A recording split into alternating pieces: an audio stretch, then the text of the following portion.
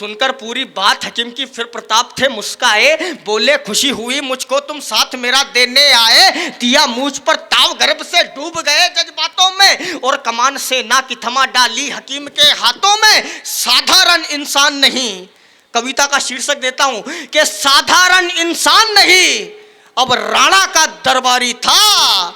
एक पठान का बेटा रण में 100 मुगलों पर भारी था।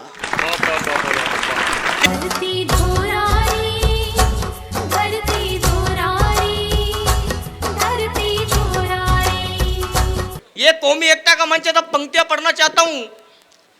कौमी एकता के नाम, वो कौमी एकता जो कहीं हाकिम खां सूरी बनकर हल्दी घाटी के मैदान में महाराणा प्रताप के साथ कंधों से कंधा मिलाकर लड़ते हुए शहीद हो जाती है। बड़ी बात। हल्दी घाटी युद्ध को आज हमने एक तरफा युद्ध बना दिया कि यह धर्म की लड़ाई थी, मगर यह कोई धर्म की लड़ाई नहीं थी साहब, क्योंकि इस युद्ध में एक राजपूत राजा के लिए सर कटाने वाला एक पठान का बेटा था। अरे वाह। उस पठान के बेटे के नाम पंक्तियां पढ़ना चाहता हूं, कविता प्रारंभ करता हूं। वाह, स्वागत। कि मंडराया था खतरा मुगलों का मेवाड़ी माटी में। युद्ध होने वाला है हल्दी घाटी में अकबर के और महाराणा प्रताप के बीच। कि मंडराया था खतरा मुगलों का मेवाड़ी माटी में, युद्ध भयानक होने वाला था अब हल्दी घाटी में। बात पता जब चली हकीम को हो वो बहुत उदास गया, लेकर अपनी पूरी सेना वो प्रताप के पास गया। कहा राणा जी संग आपके हम भी लड़ना चाहते हैं, मेवाड़ी माटी के खातिर हम भी मरना चाहते हैं, मेवाड़ी माटी के खातिर हम भी मरना चाहते हैं। बाजों से टकराने का, बाजों से टकराने का, बाजों से टकराने का हम फल दे देंगे बगलों को, अपनी माटी से खदेड़ डालेंगे सारे मुगलों को। अरे वाह। अपनी माटी से खदेड़ डालेंगे सारे मुगलों को। सुनकर पूरी बात हकीम की फिर प्रताप थे मुस्काए, बोले खुशी हुई मुझको तुम साथ मेरा देने आए। दिया मुझ पर ताव गर्भ से डूब गए जज्बातों में, और कमान सेना की थमा डाली हकीम के हाथों में। साधारण इंसान नहीं, कविता का शीर्षक देता हूं कि साधारण इंसान नहीं, अब राणा का दरबारी था। एक पठान का बेटा रण में 100 मुगलों पर भारी था। एक पठान का बेटा रण में 100 मुगलों पर भारी था।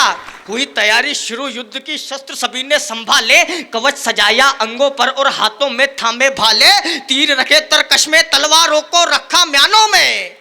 अब बेसब्री जीत की थी बस राजपूत भील पठानों में। कौमी एकता कहां से निकल के आती है कि अब बेसब्री जीत की थी बस राजपूत भील पठानों में। अरे अलग अलग थे धर्म, धर्म से ऊंचा माटी का कद था। मुगलों से मेवाड़ की रक्षा सबका एक ही मकसद था। अरे राजपूतों के संग खड़ी थी सेना भील पठान की, ऐसा लगता पूरी सेना खड़ी थी हिंदुस्तान की। ऐसा लगता पूरी सेना खड़ी थी हिंदुस्तान की। तिलक लगाया माथे पर, देवों का आशीर्वाद लिया। पठानों ने भी पढ़ी नमाजें और खुदा को याद किया। आदेश किया राणा ने और चेतक को आगे किया खड़ा। फिर हकीम सेना को लेकर रणभूमि की ओर बढ़ा।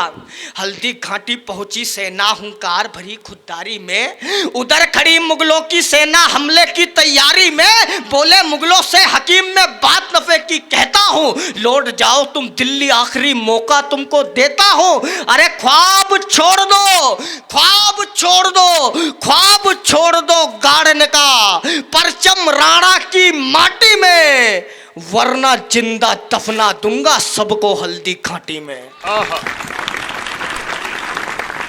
वरना जिंदा दफना दूंगा सबको हल्दी घाटी में। बोले सारे मुगल हमारी शर्त जान लो अच्छा है, झुक जाओ अकबर के सामने हार मान लो अच्छा है। जान बचेगी राज्य मिलेगा ऐसा उनका वादा है, वरना देख लो फौज हमारी संख्या में भी ज्यादा है। मुगलों के अंदर गुमान था इतनी बड़ी सेना लेकर आ गए, लेकिन कभी भी युद्ध सेना की तादाद के दम पे या हथियारों के दम पे नहीं जीता जाता। युद्ध किस चीज से जीता जाता है, मैं हाकिम खां का उत्तर पढ़ना चाहता हूं। तो बोले सारे मुगल हमारी शर्त जान लो अच्छा है, झुक जाओ अकबर के सामने हार मान लो अच्छा है। जान बचेगी राज्य मिलेगा ऐसा उनका वादा है, वरना देख लो फौज हमारी संख्या में भी ज्यादा है। तो बोला हकीम ने, बोला हकीम ने बुज़दिल वाली, हरकत हम नहीं करते हैं, अरे जंग सिपाही नहीं यहाँ पर जिगर हमारे लड़ते हैं। जंग सिपाही नहीं यहाँ पर जिगर हमारे लड़ते हैं। शंख बजा फिर रणभूमि में और चिंगारी फूट पड़ी, दोनों तरफ की सेना फिर एक दूजे पर टूट पड़ी। भिड़ गए मुगलों से हकीम और बही वीरता की धारे, खून के छींटे उछल रहे थे, चमक रही थी तलवारें। लड़ते लड़ते फिर हकीम की गर्दन पर तलवार चली, गर्दन कट के गिरी धरा पर, करती ऐसा वार चली। मिटा था मेवाड़ी माटी पर, स्वाभिमान पर रहा अड़ा। याद किया फिर राणा को और मरते मरते बोल पड़ा, अरे भाई माना मुझको तो, राणा ये फर्ज निभा लो तुम, कहकर आखिरी बार अलविदा मुझको गले लगा लो तुम।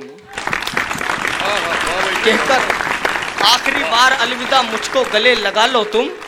खबर मिली राणा बोले अब अंतिम रस्म निभाओ तुम, भाई मेरा बलिदान हुआ है उसको अब दफनाओ तुम। सारी रस्में पूरी की अब कफन उड़ाना बाकी था, हाथ में थी तलवार अभी भी उसे छुड़ाना बाकी था।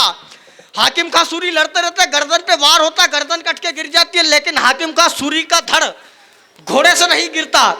जब हाकिम का सूरी को दफनाया गया तो तलवार को जकड़े हुए था उनका हाथ, जब तलवार निकालने की कोशिश की तो कोई तलवार नहीं निकाल पाता है, तो हाकिम का सूरी को तलवार के साथ दफन किया जाता है। अरे वाह। कहा जाता है कि युद्ध से पहले हाकिम का सूरी ने महाराणा प्रताप से यह वादा किया था कि राणा जी शरीर से प्राण अलग हो जाएंगे लेकिन इस पठान के हाथ से तलवार नहीं छूटेगी। तब महाराणा प्रताप ने कहा, जब हाकिम का सूरी तलवार के साथ दफन हुए तब महाराणा प्रताप ने कहा कि हल्दी घाटी का पठान बड़ा शूरवीर, ना छूटी हाथ से लगाम ना छूटी शमशीर। तब पढ़ना चाहता हूं कि खबर मिली राणा बोले अब अंतिम रस्म निभाओ तुम, भाई मेरा बलिदान हुआ है उसको अब दफनाओ तुम। सारी रस्में पूरी की अब कफन उड़ाना बाकी था, हाथ में थी तलवार अभी भी उसे छुड़ाना बाकी था। कोशिश की किंतु कोई तलवार निकाल नहीं पाया, छूटी ना तलवार तो फिर तलवार के संग ही दफनाया। और वीर गति को पाकर के तन भी ऐसे मगन हुआ, लोग कफन संग होते वो तलवार को लेकर दफन हुआ। लोग कफन संग होते वो तलवार को लेकर दफन हुआ। होती है कैसी खुददारी हमें दिखाकर चला गया, वफादारी क्या होती है हाकिम सिखाकर चला गया। अरे किया वफादारी में जो वो काम नहीं मिट पाएगा, इतिहासों के पन्नों से ये नाम नहीं मिट पाएगा। था मेवाड़ी आन बान वो, राणा की खुददारी था, एक पठान का बेटा रण में 100 मुगलों पर भारी था। अरे वाह।